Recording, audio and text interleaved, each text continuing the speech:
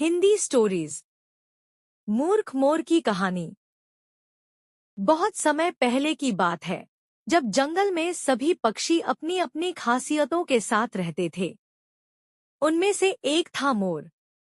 मोर बाकी पक्षियों की तरह ही साधारण था। उसके पंख भूरे और सादे थे और उसकी पूंछ में कोई खास रंग या चमक नहीं थी। लेकिन उसका मन हमेशा कुछ बड़ा और अनोखा चाहता था। वह जंगल के हर कोने में घूमता और सोचता कि काश उसकी भी कोई ऐसी खासियत होती जिसे देखकर बाकी पक्षी उसे याद रखते। वह अक्सर नदी के किनारे बैठकर अपने प्रतिबिंब को पानी में देखता और सोचता, मैं तो बाकी पक्षियों जैसा ही हूँ। न मेरे पंखों में कोयल की मधुर आवाज है, न चील की तरह ऊंची उड़ान, और न ही तोते की तरह रंग बिरंगे पंख।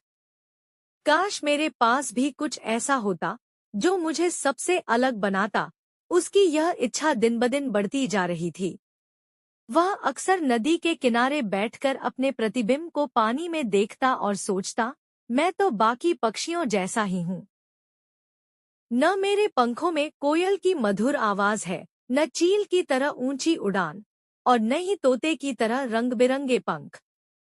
काश मेरे पास भी कुछ ऐसा होता जो मुझे सबसे अलग बनाता। उसकी यह इच्छा दिन-ब-दिन बढ़ती जा रही थी।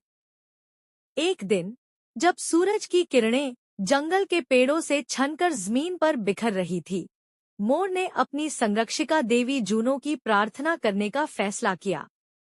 वह जंगल के सबसे पुराने और विशाल बरगद के पेड़ के नीचे बैठा और मन ही मन प्रार्थना करने लगा।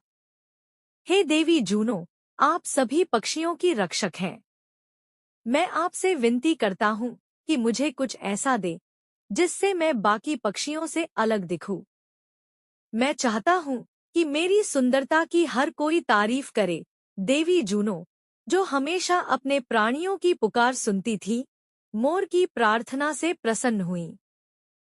उन्होंने मोर के सामने एक सुनहरा प्रकाश बनाया और कहा, मोर, तुम्हारी इच्छा पूरी होगी। मैं तुम्हें वह सुंदरता दूंगी जो इस जंगल में किसी और के पास नहीं होगी।